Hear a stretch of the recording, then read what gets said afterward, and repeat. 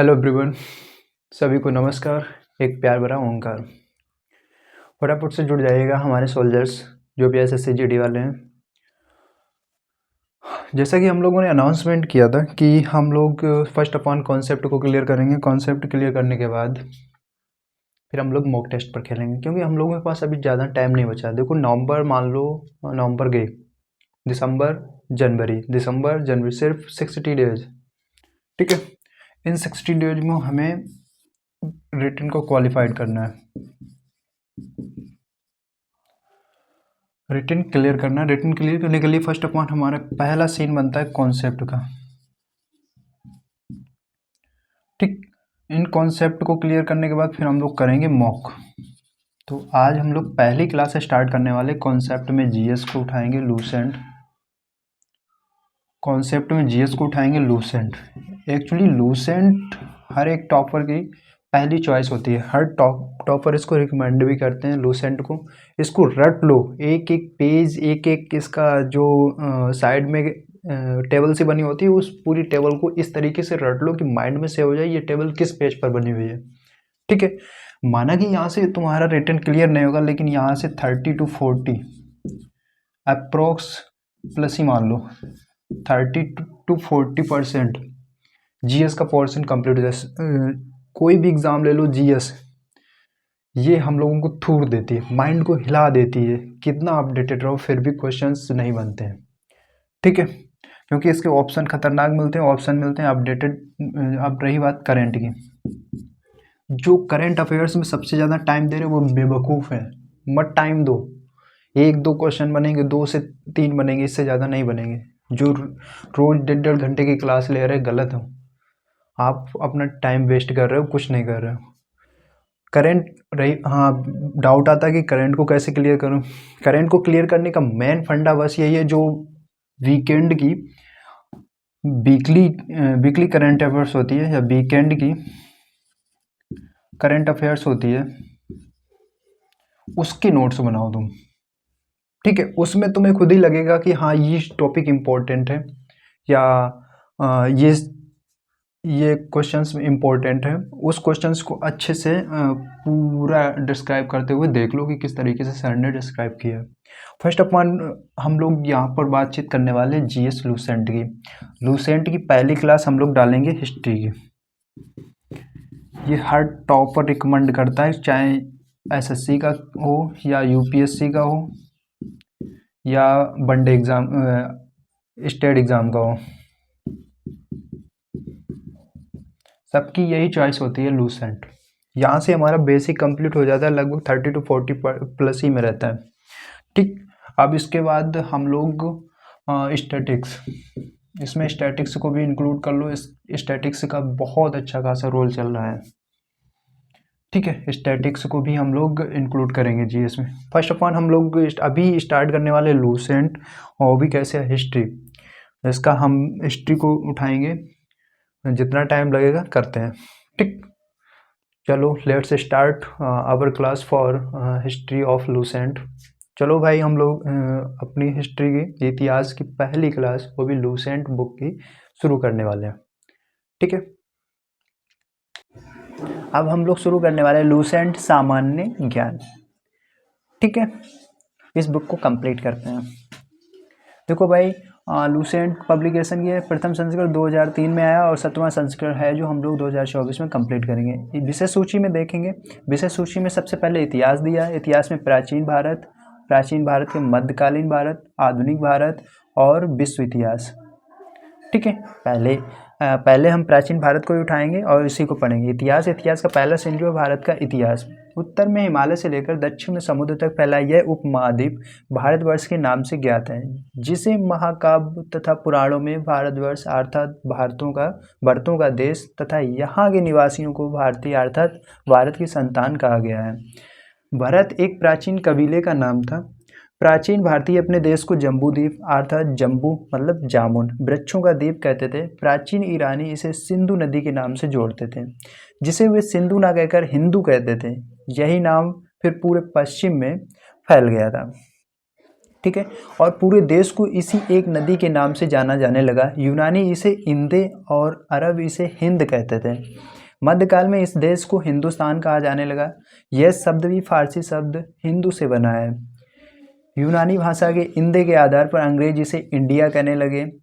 विंध्य की पर्वत श्रृंखला देश को उत्तर और दक्षिण दो भागों में बांटती है। ठीक है। उत्तर में इंडो यूरोपीय परिवार की भाषाएं बोलने वालों की और दक्षिण में द्रविड़ परिवार की भाषाएं बोलने वालों का बहुमत है। अब हम लोग नोट पर आते हैं। भारत की जनसंख्या का निर्माण जिन प्रमुख नस्लों के लोगों के मिश्रण से हुआ है वे इस प्रकार प्रोटो ऑस्ट्रेलाइड, पोलियो, मेडिटेरियन, कॉकेसाइड, निग्रोयड और मंगोलायड हैं। ठीक है डियर। भारत और नेक्स्ट है हमारा भारतीय इसको इम्पोर्टेंट है, इसको हाईलाइट कर लेना अच्छे से।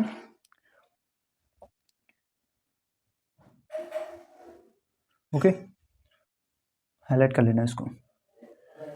भारतीय इतिहास को अध्ययन की सुविधा के लिए 3 भागों में बांटा गया। कहने पहला प्राचीन भारत, मध्यकालीन भारत एवं आधुनिक भारत। इसमें भी नोट दिया। सबसे पहले इतिहास को 3 भागों में बांटने का श्रेय जर्मन के इतिहासकार क्रिस्टोफ सेलियरस 1638 to 1707 एडी।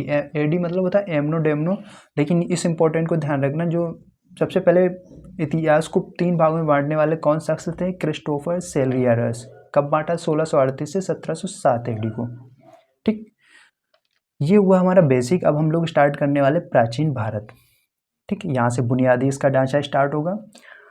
प्राचीन भारतीय इतिहास के विषय में जानकारी मुख्यतः 4 स्रोतों से प्राप्त होती है।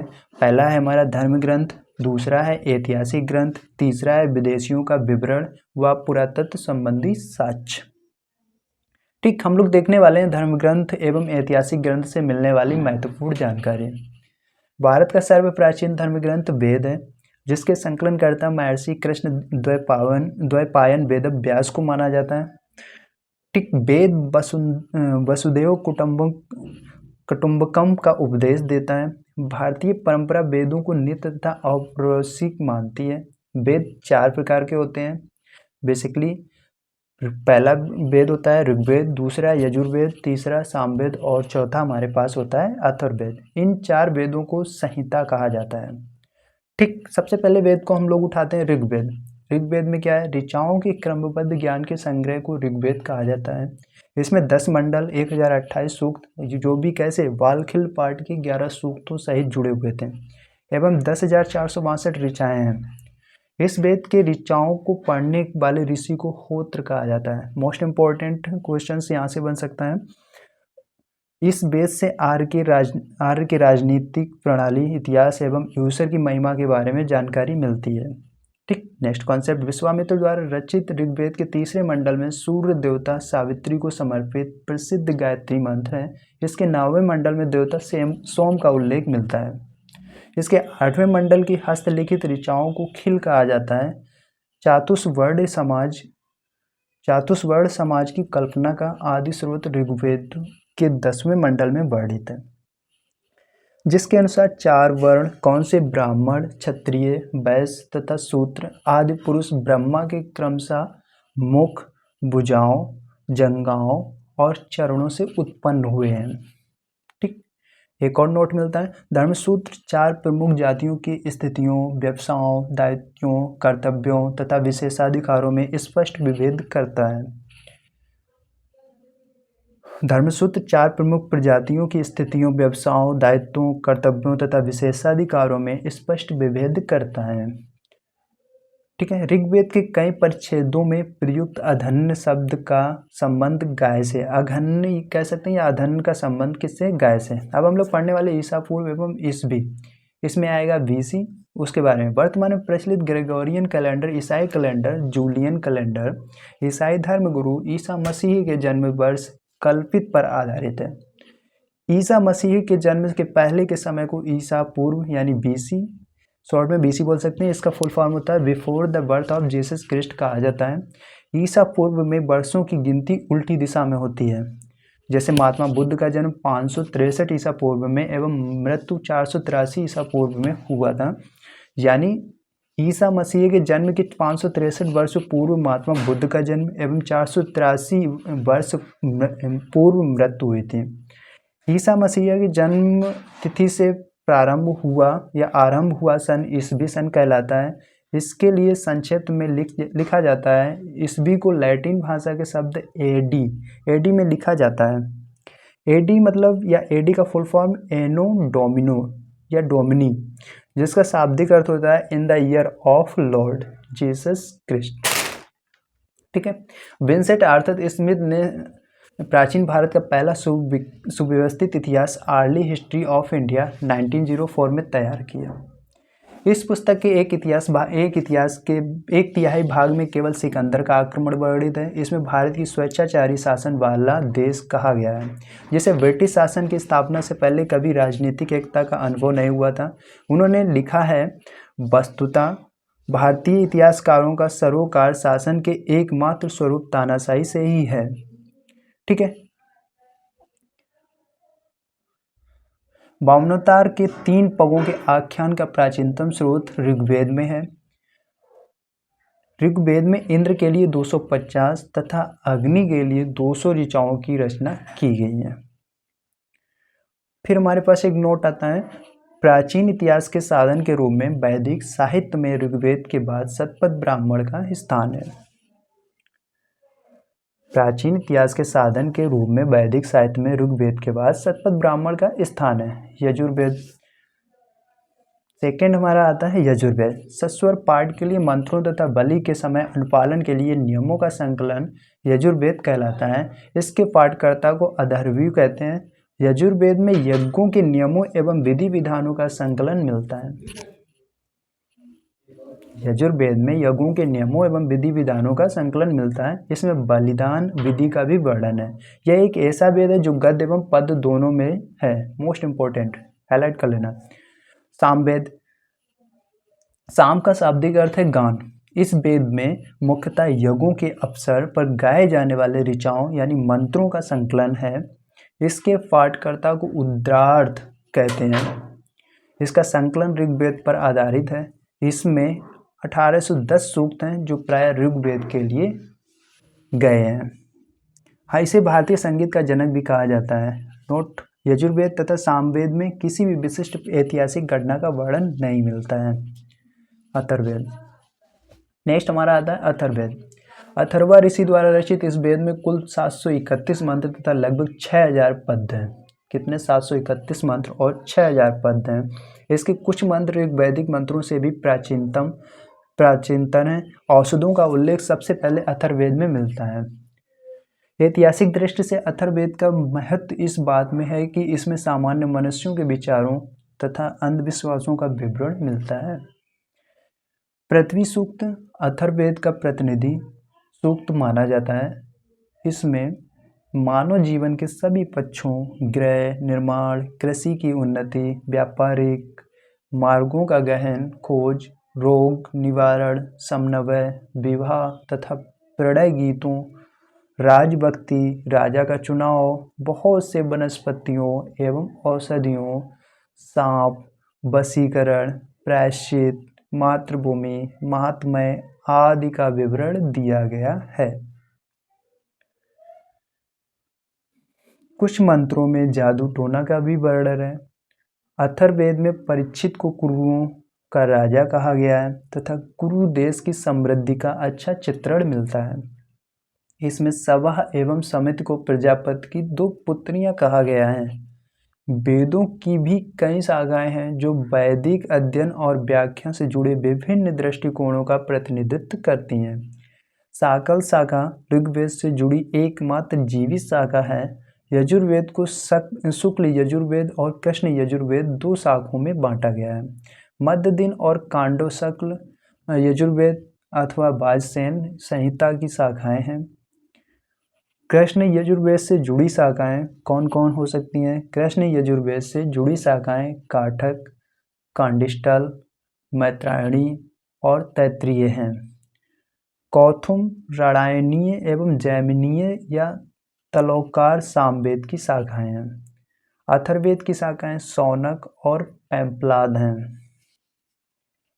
ठीक, नेक्स्ट नोट मिलता है हम लोगों को, सबसे प्राचीन वेद ऋग्वेद एवं सबसे बाद का वेद अथर्ववेद बोला जाता है। अब यहाँ से हमारा दूसरा टॉपिक स्टार्ट होता है, ब्राह्मण, आर्यक एवं उपनिषद। ये क्या होता है भाई, इसके बारे में हम लोग पढ़ेंगे। संहिता के पश्चात ब्राह्मणों, आर्यों तथा उपनिषदों का स्थान है। इनसे उत्तर वैदिक कालीन समाज एवं संस्कृति के विषय में जानकारी प्राप्त होती है। ब्राह्मण ग्रंथ वैदिक संहिताओं की व्याख्या करने के लिए गद्य में लिखे गए हैं। प्रत्येक संहिता के लिए अलग अलग ब्राह्मण ग्रंथ हैं, जिसे सारणी में दिया गया है। इन ब्राह्मण ग्रंथों में हमें परीक्षित के बाद और बिंबिसार के पूर्व की घटनाओं का ज्ञान प्राप्त होता है।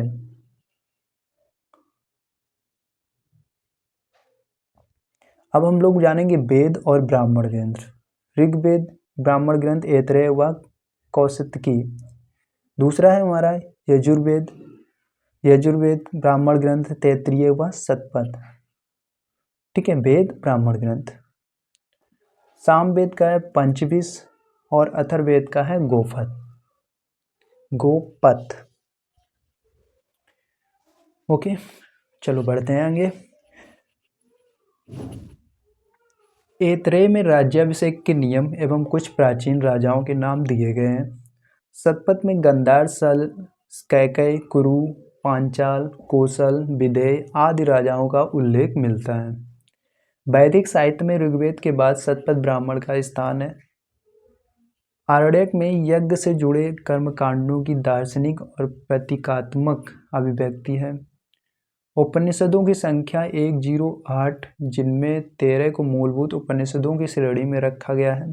इसमें यज्ञ से जुड़े दार्शनिक विचार, शरीर, ब्रह्मांड, आत्मा तथा ब्रह्मा की व्याख्या की गई है। स्त्री की सर्वाधिक दुर्दशा गिरी हुई स्थिति मैत्रेयी संहिता से प्राप्त होती है, जिसमें जुआ और शराब की भांति स्त्री को पुरुष का तीसरा मुख्य दोष बताया गया है। शतपथ ब्राह्मण में स्त्री को पुरुष की अर्धांगिनी कहा गया है। जवालोपनिषद में चारों आश्रमों का उल्लेख मिलता है। स्मृति ग्रंथों में सबसे प्राचीन एवं प्रामाणिक मनुस्मृति मानी जाती है। यह शुंग काल का मानक ग्रंथ है। नारद स्मृति गुप्त युग के विषय में जानकारी प्रदान करता है। अब हम लोग पढ़ेंगे वेदांग एवं सूत्र। वेदों को भली भांति समझने के लिए 6 वेदांगों की रचना हुई है। वेदों को भली भांति समझने के लिए 6 वेदांगों की रचना हुई है। ये हैं शिक्षा, शुद्ध उच्चारण, शास्त्र, कल्प, कर्म कांडीय, विधि, निरुक्त, शब्दों की व्युत्पत्ति का शास्त्र, व्याकरण, छंद व ज्योतिष। वैदिक साहित्य को अक्षुण्ण बनाए रखने के लिए सूत्र साहित्य का प्रणयन किया गया है। श्रौत, ग्रह तथा धर्म सूत्रों के अध्ययन से हमें यज्ञीय विधि विधानों, कर्मकांडों तथा राजनीति, विधि एवं व्यवहार से संबंधित महत्वपूर्ण बातें ज्ञात करते हैं। ठीक है, नेक्स्ट है हमारा प्रमुख सूत्रकारों में गौतम बौधायन, आपस्तंभ, वशिष्ठ आदि के नाम विशेष रूप से उल्लेखनीय हैं। सूत्रों में गौतम धर्म सूत्र सबसे प्राचीन माना गया है। अब पढ़ते हैं पुराण। भारतीय ऐतिहासिक कथाओं का सबसे अच्छा क्रमबद्ध विवरण पुराणों में मिलता है। इसके रचयिता लोमहर्ष अथवा इनके पुत्र उग्रश्रवा माने जाते हैं।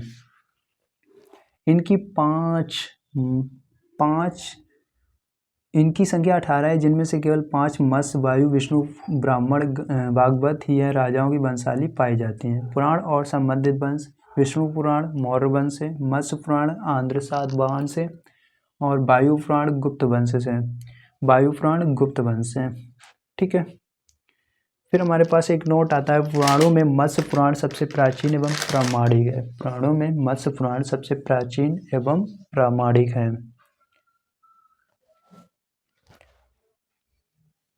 अधिकतर पुराण सरल संस्कृत श्लोक में लिखे गए हैं। स्त्रियां तथा शूद्र जिन्हें वेद पढ़ने की अनुमति नहीं थी, वे भी पुराण सुन सकते थे। पुराणों का पाठ पुजारी मंदिरों में किया करते थे। सामाजिक एवं सांस्कृतिक दृष्टि से अग्नि पुराण का काफ़ी महत्व है, जिसमें राजतंत्र के साथ साथ कृषि संबंधी विवरण भी दिया गया है। बौद्ध, जैन एवं अन्य साहित्य।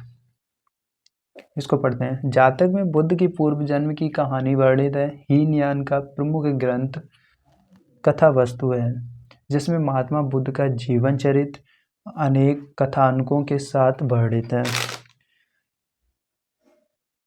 जैन साहित्य को आगम कहा जाता है। जैन धर्म का प्रारंभिक इतिहास कल्पसूत्र से ज्ञात होता है। जैन ग्रंथ भगवती सूत्र में महावीर के जीवन कृत्यों तथा अन्य समकालिकों के साथ उनके संबंधों का विवरण मिलता है। अर्थशास्त्र के लेखक चाणक्य, कौटिल्य या विष्णुगुप्त हैं। यह 15 अधिकरणों एवं 180 प्रकरणों में विभाजित है। इससे मौर्यकालीन इतिहास की जानकारी प्राप्त होती है। अनुवादक शाम शास्त्री। संस्कृत साहित्य में ऐतिहासिक घटनाओं को क्रमबद्ध लिखने का सर्वप्रथम प्रयास कल्हड़ के द्वारा किया गया। कल्हड़ द्वारा रचित पुस्तक राजतरंगिणी, जिसको बोलते हैं राजाओं की नदी, इस ग्रंथ में 8 सर्ग हैं, जिन्हें तरंगों की संज्ञा दी गई है। इसमें प्रारंभ से लेकर 12वीं सदी तक के कश्मीर के शासकों का वर्णन है। नेक्स्ट पॉइंट है हमारे पास अरबों की सिंध विजयन का वृत्तांत चशनामा, यानी लेखक चशनामा के कौन थे? अली मोहम्मद में सुरक्षित है। अष्टाध्यायी संस्कृत भाषा व्याकरण की प्रथम पुस्तक थी, के लेखक हैं पाणिनि। इससे मौर्य के पहले का इतिहास तथा मौर्य युगीन राजनीतिक व्यवस्था की जानकारी प्राप्त होती है। फिर नोट मिलता है हम लोगों को अष्टाध्यायी में पहली बार लिपि शब्द का प्रयोग हुआ है। कात्यायन की गार्गी संहिता एक ज्योतिष ग्रंथ है, फिर भी इसमें पतंजलि पुष्यमूत्र शुंग के पुरोहित थे। इनके महाभाष्य से शुंगों के इतिहास का पता चलता है। विदेशी यात्रियों से मिलने वाली प्रमुख जानकारियाँ। अपने भारत में कुछ विदेशी यात्री भी आए थे, उनसे हम लोगों को बहुत ज़्यादा जानकारियाँ मिली थी, बहुत ज़्यादा जानकारियाँ इकट्ठी हुई थी। पहले कौन आए थे? यूनानी रोमन लेखक टेसियस। यह ईरान का राजवैद्य था। टेसियस के बारे में पढ़ते हैं। यह ईरान का राजवैद्य था। भारत के संबंध में इसका विवरण आश्चर्यजनक कहानियों से भरपूर होने के कारण अविश्वसनीय है। दूसरे थे हमारे हेरोडोटस। इसे इतिहास का पिता कहा जाता है। The father of history, that's called Herodotus. इसने अपनी पुस्तक हिस्टोरिका में 5वीं शताब्दी ईसा पूर्व के भारत, फारस, ईरान के संबंध का वर्णन किया है, परंतु इसका विवरण भी अनुश्रुतियों एवं अफवाहों पर आधारित है। सिकंदर के साथ आने वाले लेखकों में नर्याकस, आनेस्क्रिटस तथा आरिस्टोबुलस के विवरण अधिक प्रामाणिक एवं विश्वसनीय हैं। Next concept is Megasthenes. यह सेलुकस निकेटर का राजदूत था, जो चंद्रगुप्त मौर्य के राज दरबार में आया था। इसने अपनी पुस्तक इंडिका में मौर्य योगीन समाज एवं संस्कृति के विषय में लिखा है। नेक्स्ट आते हैं हमारे डायमेकस। यह सीरियन नरेश आंतियोकस का राजदूत था, जो बिंदुसार के राज दरबार में आया था। इसका विवरण भी मौर्य युग से संबंधित है। डायोनुसस। यह मिस्र नरेश टॉलमी फिलेडेल्फस का राजदूत था, जो अशोक के राज दरबार में आया था। टॉलमी। इसने 2री शताब्दी में भारत का भूगोल नामक पुस्तक लिखी थी। प्लिनी। इसने प्रथम शताब्दी में नेचुरल हिस्ट्री नामक पुस्तक लिखी। इसमें भारतीय पशुओं, पेड़ पौधों, खनिज पदार्थों आदि के बारे में विवरण मिलता है। पेरिप्लस ऑफ द एर्थियन सी। इस पुस्तक के लेखक के बारे में जानकारी नहीं है। यह लेखक करीब 80 ईस्वी में हिंद महासागर की यात्रा पर आया था। इसने उस समय के भारत के बंदरगाहों तथा व्यापारिक वस्तुओं के बारे में जानकारी दी है। फिर हमारे पास आते हैं चीनी लेखक। चीनी लेखक में पहला आए थे फाहियान। ये चीनी यात्री गुप्त नरेश चंद्रगुप्त द्वितीय के दरबार में आया था। इसने अपने विवरण में मध्य प्रदेश के समाज एवं संस्कृति के बारे में वर्णन किया है। इसने मध्य प्रदेश की जनता को सुखी एवं समृद्ध बताया है। यह 14 वर्षों तक भारत में रहा। फिर आते हैं सयुगन। यह 518 ईस्वी में भारत आया था। इसने अपने 3 वर्षों की यात्रा में बौद्ध धर्म की प्राप्तियां एकत्रित की थी। फिर आते हैं हमारे हैंसोंग।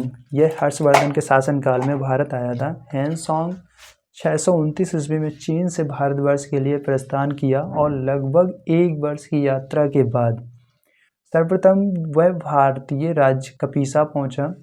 भारत में 15 वर्षों तक ठहरकर 645 ईस्वी में चीन लौट गया। यह बिहार में नालंदा जिला स्थित नालंदा विश्वविद्यालय में अध्ययन करने तथा भारत से बौद्ध ग्रंथों को एकत्र कर ले जाने के लिए आया था। इसका जो भ्रमण था वो वृत्तांत सीयू की नाम से प्रसिद्ध है, जिसमें 138 देशों का विवरण मिलता है। इसने हर्षकालीन समाज, धर्म तथा राजनीति के बारे में वर्णन किया है। इसके अनुसार सिंध का राजा शूद्र था।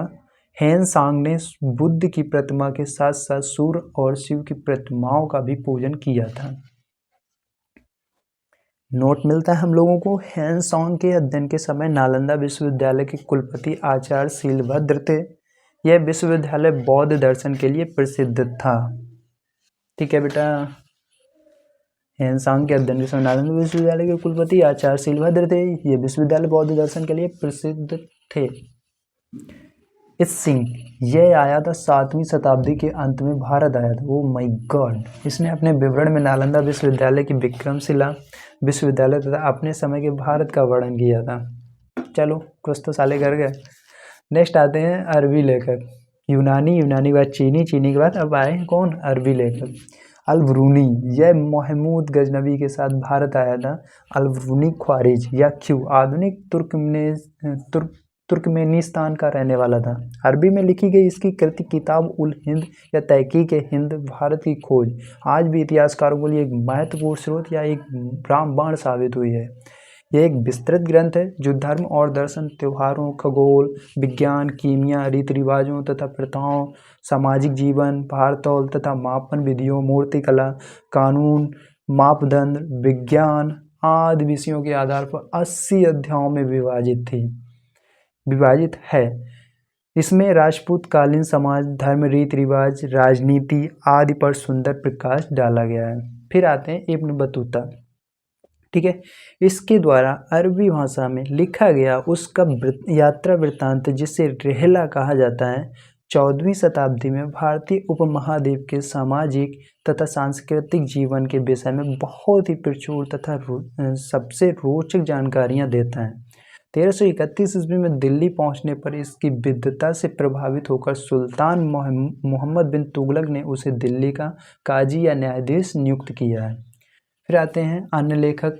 अन्य लेखक में देखो भाई कौन कौन आते हैं। तारानाथ, यह एक तिब्बती लेखक था। इसने कंग्यूर तथा तंग्यूर नामक ग्रंथ की रचना की। इनसे भारतीय इतिहास के बारे में जानकारी भी मिलती है। फिर आता है मार्को पोलो, ये खतरनाक था। यह 13वीं शताब्दी के अंत में पांड्य देश की यात्रा पर आया था। इसका विवरण पांड्य इतिहास के अध्ययन के लिए उपयोगी है। जो पांड्य इतिहास पढ़े वो पढ़ सकता है मार्को पोलो के बारे में। फिर आता है पुरातत्व संबंधी साक्ष्य से मिलने वाली जानकारियां। भारतीय पुरातत्व शास्त्र का पितामह, father of Indian archaeology, sir Alexander Cunningham को कहा जाता है। 1400 ईस्वी पूर्व के अभिलेख बोगास कोई एशिया माइनर से बौद्धिक देवता मित्र, वरुण, इंद्र और नासत अश्वनी कुमार के नाम से मिलते हैं। मध्य भारत में भागवत धर्म विकसित होने का प्रमाण यवन राजदूत होलियोडोरस के केशनगर, विदिशा, गरुड़ स्तंभ लेख से प्राप्त होता है। सर्वप्रथम भारतवर्ष का जिक्र हाथी गुम्फा अभिलेख में है। सर्वप्रथम दुर्भिक्ष का जानकारी देने वाला अभिलेख सौहगौरा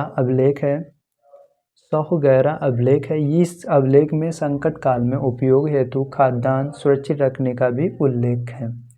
सर्वप्रथम भारत पर होने वाले हूण आक्रमण की जानकारी भीतरी स्तंभ खेल से प्राप्त होती है।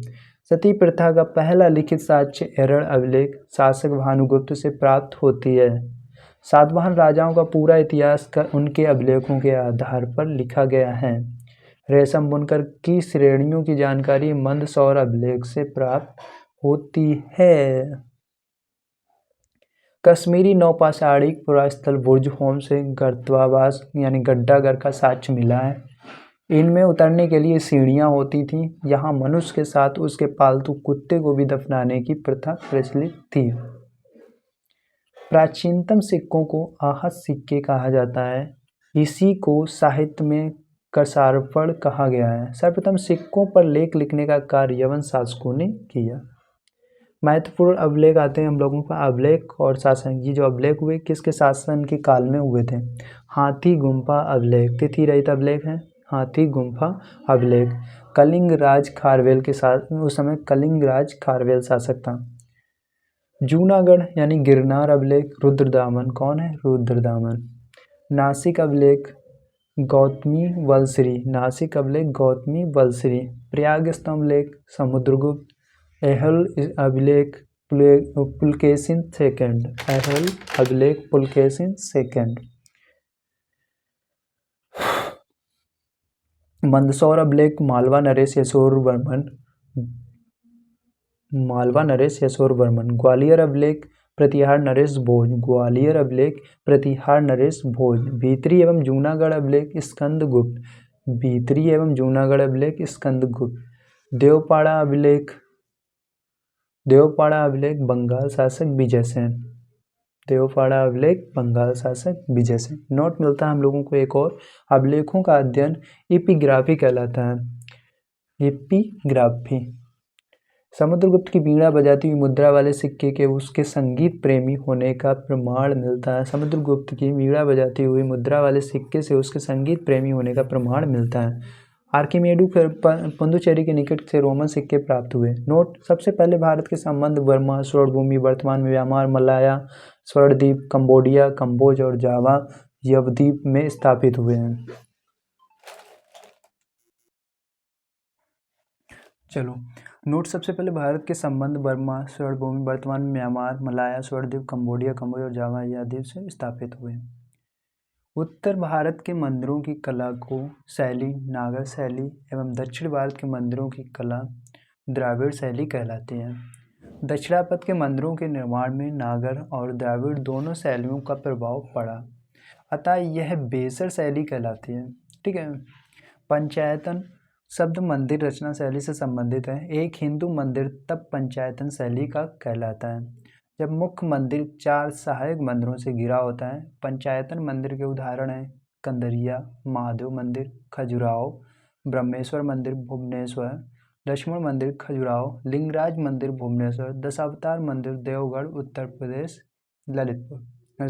देवगढ़ उत्तर प्रदेश, गोंडेश्वर मंदिर महाराष्ट्र।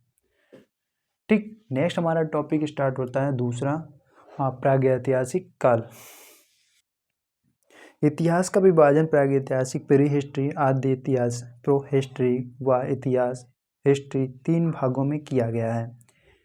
जिस काल में मनुष्य ने घटनाओं का कोई लिखित विवरण उद्धृत नहीं किया है उसे प्रागैतिहासिक काल कहते हैं। ठीक है भाई। आद्य ऐतिहासिक काल उस काल को कहते हैं जिस काल में लेखन कला के प्रचलन के बाद उपलब्ध लेख पढ़े नहीं जा सकते हैं। अब हम लोग बात करने वाले हैं संस्कृति और बर्तन की। मालवा संस्कृति काला तथा लाल की और बुर्जहोम दूसर, बुर्जहोम दूसर, जोखे लाल, जोखे लाल। नवपाषाण काल चमकीला धूसर, चमकीला धूसर।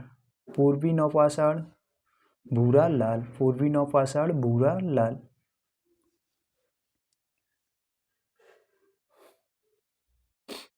मानव विकास के उस काल को इतिहास कहा जाता है जिसका विवरण लिखित रूप में उपलब्ध है। ठीक है। ज्ञानी मानव को होमो सैपियंस का प्रवेश इस धरती पर आज से लगभग 30 या 40 हजार वर्ष पूर्व हुआ। पूर्व पाषाण युग या पूरा पाषाण काल के मानव की जीविका का मुख्य आधार शिकार था। शिकार पूरा पाषाण काल में आदि मानव के मनोरंजन के भी साधन थे। आग का आविष्कार पूरा पाषाण काल में एवं पहिए का नवपाषाण काल में हुआ। मनुष्य में स्थायी निवास की प्रवृत्ति नवपाषाण काल में हुई तथा उसने सबसे पहले कुत्ता को पालतू बनाया। मनुष्य ने सर्वप्रथम तांबा धातु का प्रयोग किया तथा उसके द्वारा बनाया जाने वाला प्रथम औजार कुल्हाड़ी प्राप्ति स्थल अतिरंकम था। कृषि का आविष्कार नवपाषाण काल में हुआ। प्रागैतिहासिक काल अन्न उत्पादक स्थल मेहरगढ़ पश्चिमी बलूचिस्तान में अवस्थित हैं। कृषि के लिए अपनाई गई सबसे प्राचीन फसल गेहूँ पहली फसल एवं जौ थी, लेकिन मानव द्वारा सर्वप्रथम प्रयुक्त अनाज चावल था। कृषि का प्रथम उदाहरण मेहरगढ़ से प्राप्त हुआ है। कोल्डी हवा का संबंध चावल के प्राचीनतम साक्ष्य से है। भारत में पूर्व प्रस्तर युग के अधिकांश औजार स्फटिक पत्थर के बने थे। रॉबर्ट ब्रूस फुट पहले व्यक्ति थे जिन्होंने 1863 में भारत में पूरा पाषाणकालीन औजारों की खोज की। पल्लावरम नामक स्थान पर प्रथम भारतीय पूरा पाषाण कलावृत्ति की खोज हुई थी। भारत में मध्य पाषाण काल के विषय में जानकारी सर्वप्रथम 1867 ईस्वी में हुई, जब C.L. कार्लाइल में विंध्य क्षेत्र में लघु पाषाण उपकरण माइक्रोलिथ खोज निकाले। भारत में मानव अस्थिपंजर मध्य पाषाण काल से ही सर्वप्रथम प्राप्त होने लगता है। भारत में नवपाषाणकालीन सभ्यता का प्रारंभ ईसा पूर्व 4000 के लगभग हुआ। भारत का सबसे प्राचीन नगर मोहनजोदड़ो था। सिंधी भाषा में इसका अर्थ है मृतकों का टीला।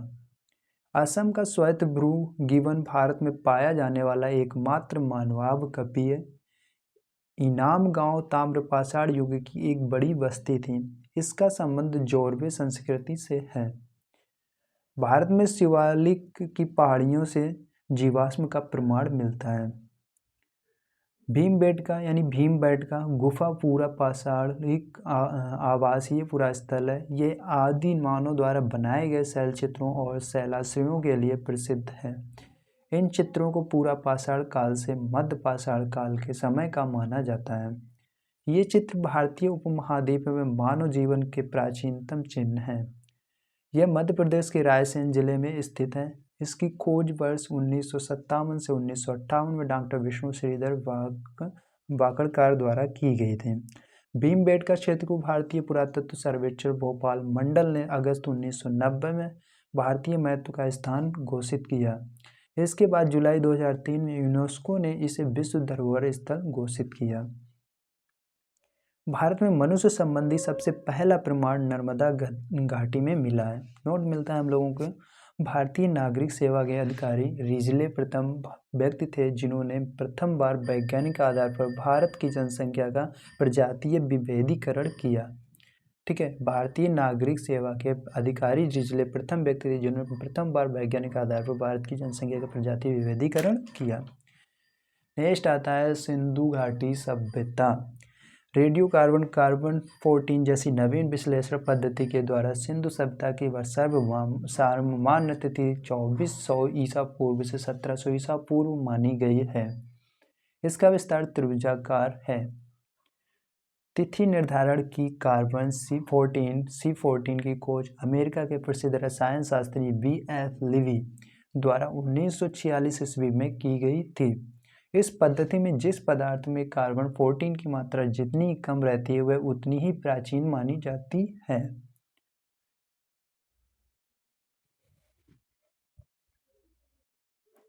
किसने की थी? B.F. लीवी 1946 में कार्बन से 14।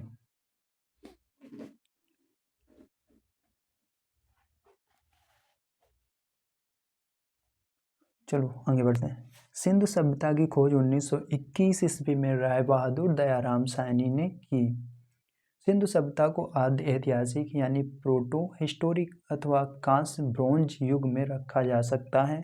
इस सभ्यता के मुख्य निवासी द्रविड़ एवं भूमध्य सागरीय थे। सर जॉन मार्शल भारतीय पुरातत्व सर्वेक्षण विभाग के तत्कालीन महानिदेशक ने 1924 ईस्वी में सिंधु घाटी सभ्यता नामक एक उन्नत नगरीय सभ्यता पाए जाने की विधिवत घोषणा की। सिंधु सभ्यता के सर्वाधिक पश्चिमी पुरास्थल दासक नदी के किनारे स्थित सुत का गेंडोर बलूचिस्तान, पूर्वी पुरास्थल हिडन नदी के किनारे आलमगीरपुर जिला मेरठ उत्तर प्रदेश, उत्तरी पुरास्थल चिनाब नदी के तट पर अखनूर के निकट मांदा जम्मू कश्मीर व दक्षिणी पुरास्थल गोदावरी नदी के तट पर दाइमाबाद जिला अहमदनगर महाराष्ट्र हैं। सिंधु सभ्यता या सैंधो सभ्यता नगरीय सभ्यता थी। सैंधो सभ्यता से प्राप्त परिपक्व अवस्था वाले स्थलों में केवल 6 को ही बड़े नगर की संज्ञा दी गई। ये है मोहनजोदड़ो, हड़प्पा, गढ़वारीवाला, राखीगढ़ी, धौलावीरा एवं कालीबंगा। नेक्स्ट नोट मिलता है हम लोगों को धौलावीरा। भारत में सिंधु घाटी सभ्यता की पहली साइट है जिसे यूनेस्को ने 2021 में विश्व विरासत स्थल की सूची में शामिल किया। धौलावीरा 2021 में वर्ल्ड हेरिटेज में घोषित हुई। स्वतंत्रता प्राप्ति पश्चात हड़प्पा संस्कृति के सर्वाधिक स्थल गुजरात में खोजे गए। नेक्स्ट नोट मिलता है हम लोगों को सिंधु घाटी सभ्यता का सबसे बड़ा स्थल मोहनजोदड़ो है, जबकि भारत में इसका सबसे बड़ा स्थल राखीगढ़ी घग्गर नदी है जो हरियाणा के हिसार जिले में स्थित है। इसकी खोज 1963 ईस्वी में सूरजभान ने की थी। The gate of India Lothal एवं सुतकोदा सिंधु सभ्यता का बंदरगाह था। जुते हुए खेत और नक्काशीदार ईंटों के प्रयोग का साक्ष्य कालीबंगन से प्राप्त हुआ है।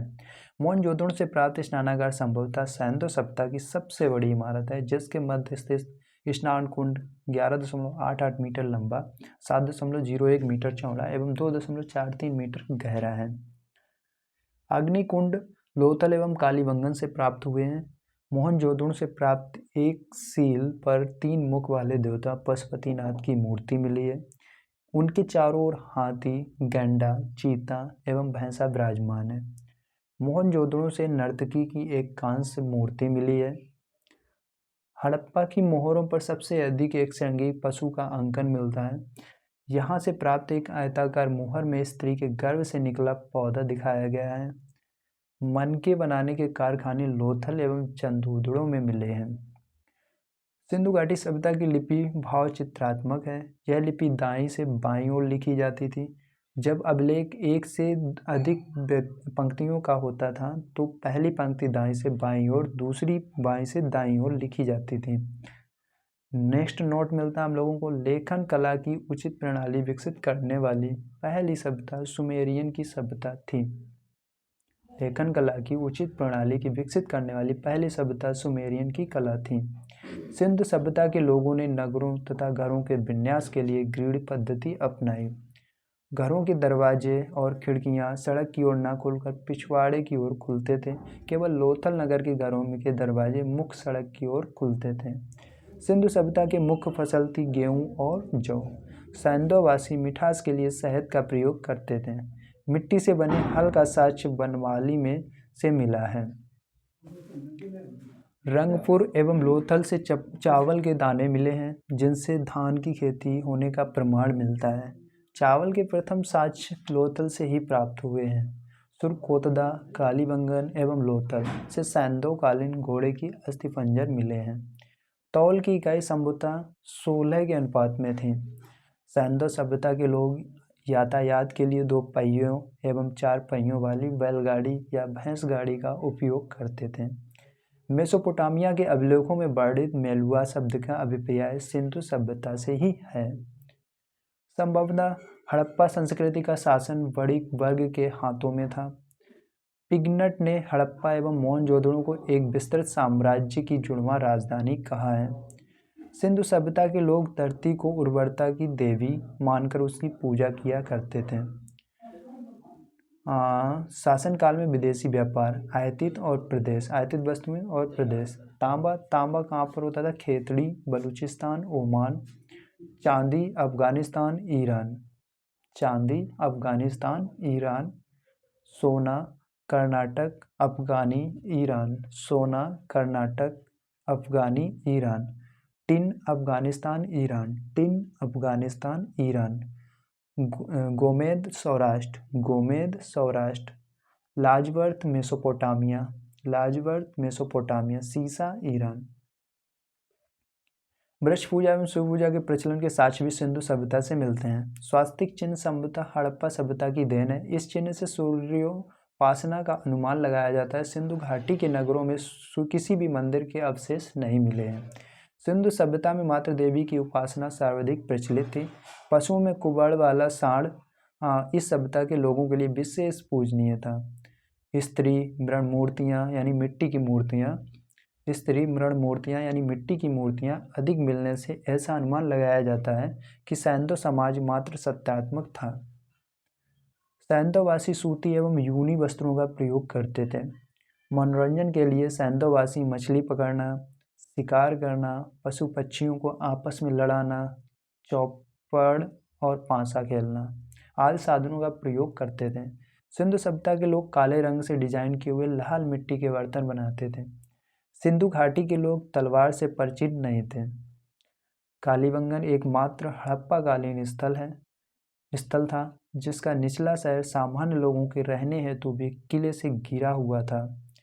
कालीबंगन का अर्थ है काली चूड़ियाँ। यहाँ से पूर्व हड़प्पा स्त्रियों के खेत जोते जाने के और अग्नि पूजा की प्रथा के प्रमाण मिले हैं।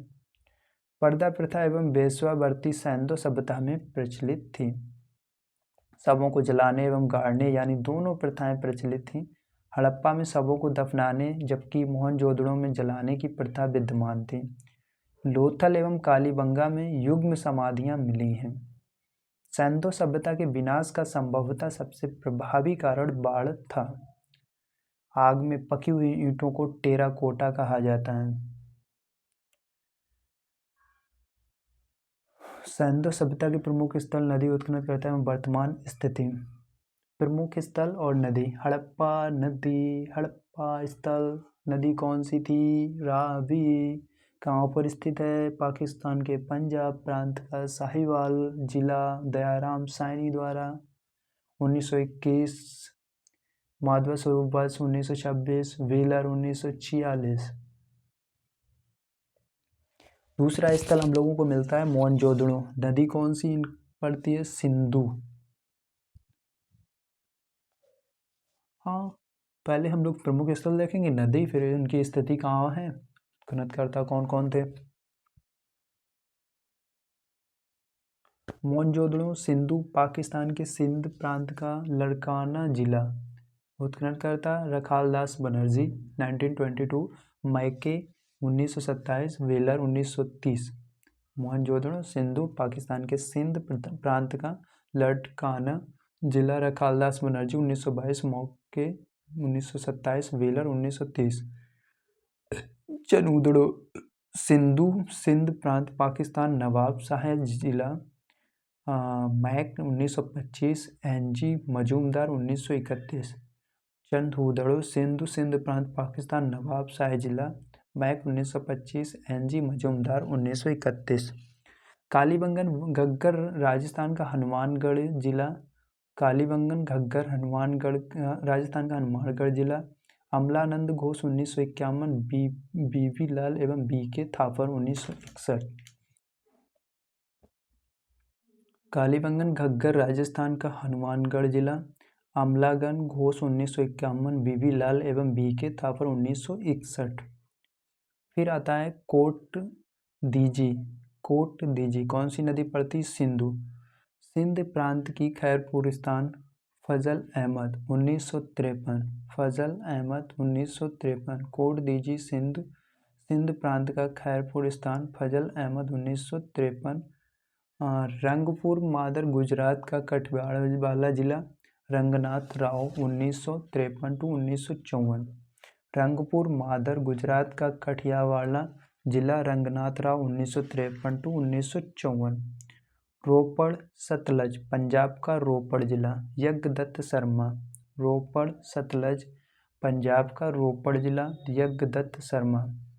पंजाब रोपड़ सतलज पंजाब का रोपड़ जिला यज्ञदत्त शर्मा 1953 1956।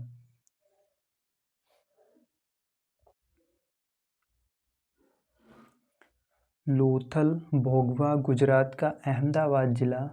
लोथल भोगवा गुजरात का अहमदाबाद जिला रंगनाथ राव। लोथल भोगवा गुजरात का अहमदाबाद जिला रंगनाथ राव 1954। आलमगीरपुर हिड्डन उत्तर प्रदेश का मेरठ जिला यज्ञदत्त शर्मा 1958।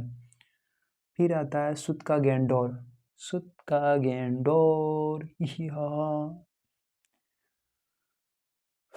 सुत का गेंडोर दासक पाकिस्तान के मकराना में समुद्र तट के किनारे और ऑरेल स्टाइन 1927। नेक्स्ट है हमारा सुतका गेंडोर दशक पाकिस्तान के मकरून में समुद्र तट के किनार ऑरेल स्टाइन 1927। बनमाली रंगोई हरियाणा का हिसार जिला रविंद्र सिंह बिष्ट 1974। बनमाली रंगोई हरियाणा का हिसार जिला रविंद्र सिंह बिष्ट 1974। अब आता है धौलावीरा लूनी गुजरात के कच्छ जिला खादीर द्वीप पर जेपी जोशी 1967-1968। रविंद्र सिंह बिष्ट 1990-1991। धौलावीरा लूनी गुजरात के कच्छ जिला खादीर द्वीप पर जेपी जोशी 1967-1968। रविंद्र सिंह बिष्ट 1990 से 1991। ये आते हैं सोतका सादी कौर द बलूचिस्तान जॉर्ज डेल्स 1962। सोतका सौदा कौर द बलूचिस्तान जॉर्ज डोल्स 1962। ये सिंडो कंप्लीट हुआ। वैदिक सभ्यता को कल पढ़ते हैं। ठीक है, आज के लिए बस मिलते हैं नेक्स्ट क्लास में। Bye bye, tata, thank you very much.